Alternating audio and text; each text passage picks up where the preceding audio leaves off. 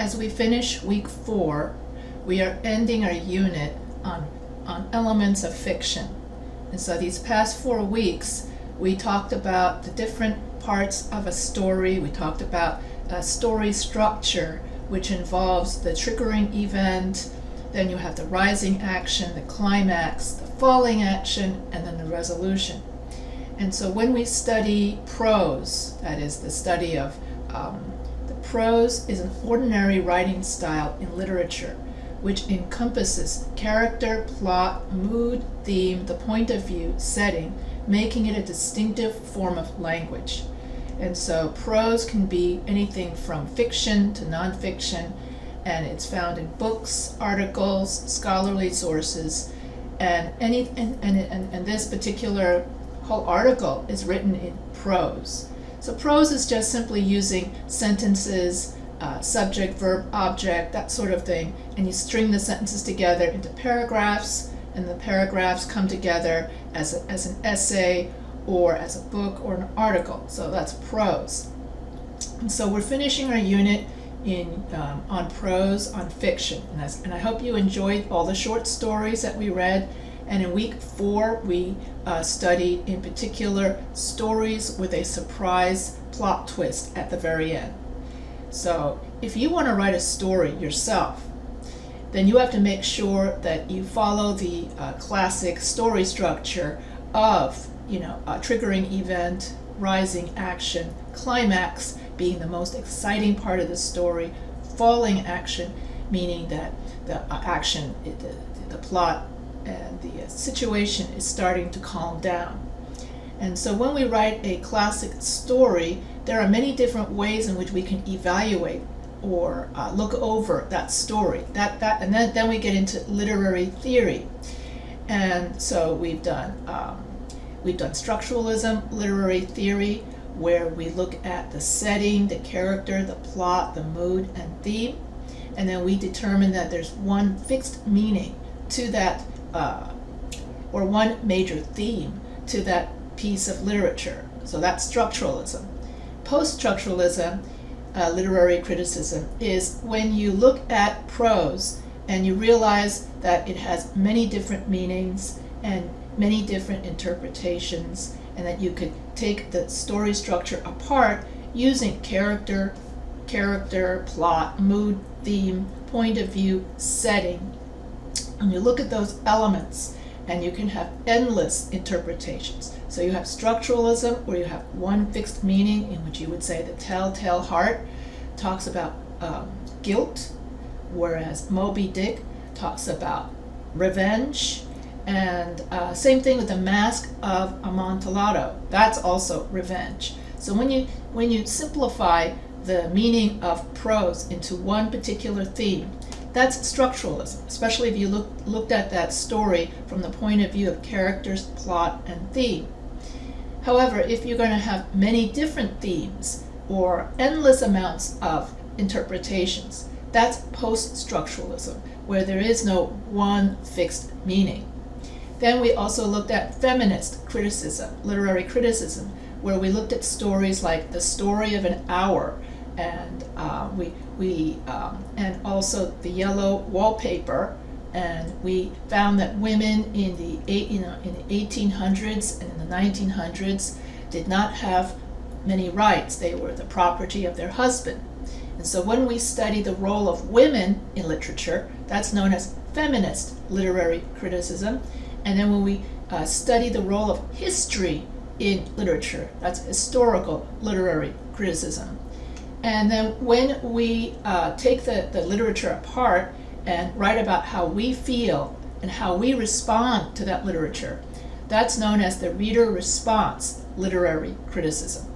So if you want to know more about all the different literary theories, you can take a look. And so when we study literary theory, we find different ways in which we can analyze literature.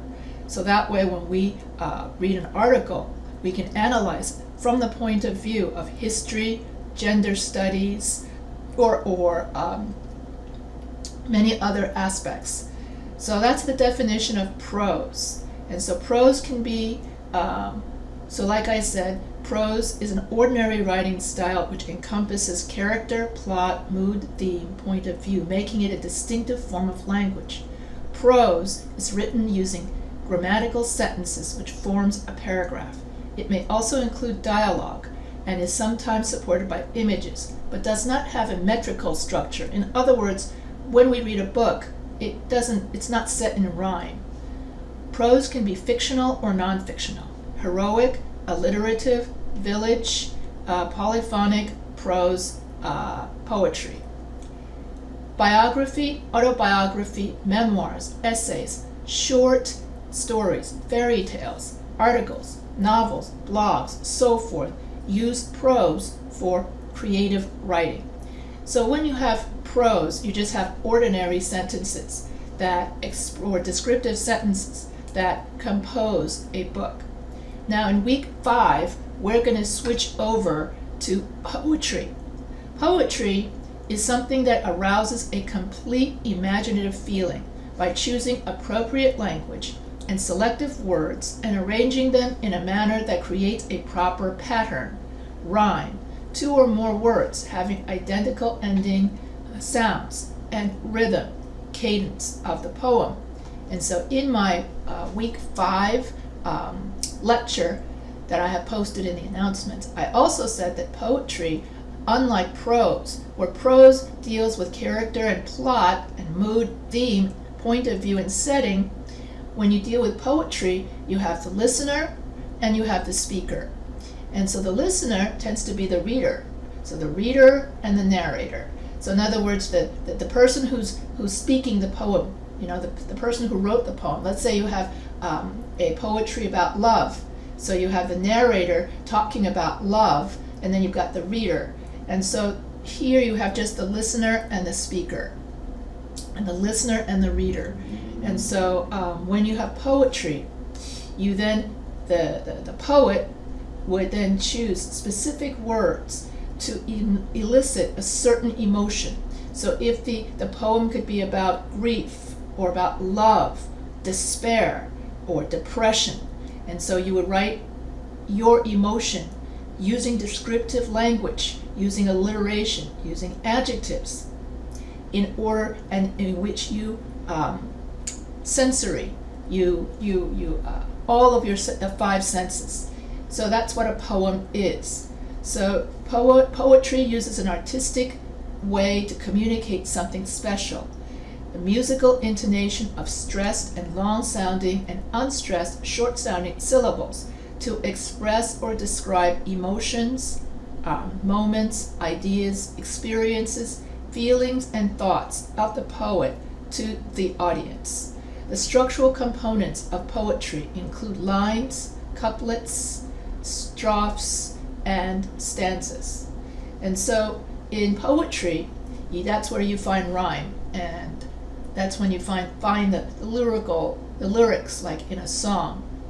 And it expresses, sometimes a poem can also, a longer poem, like an epic, can express a story. But the difference between prose and poetry is that prose does not have a metrical structure. That's the main difference. Prose does not have a metrical structure like poetry. It does not have a rhythm and cadence, so when you add music or musical qualities to language, that's poetry. And then you use that musical language to express an emotion, an experience, or an idea. That's poetry.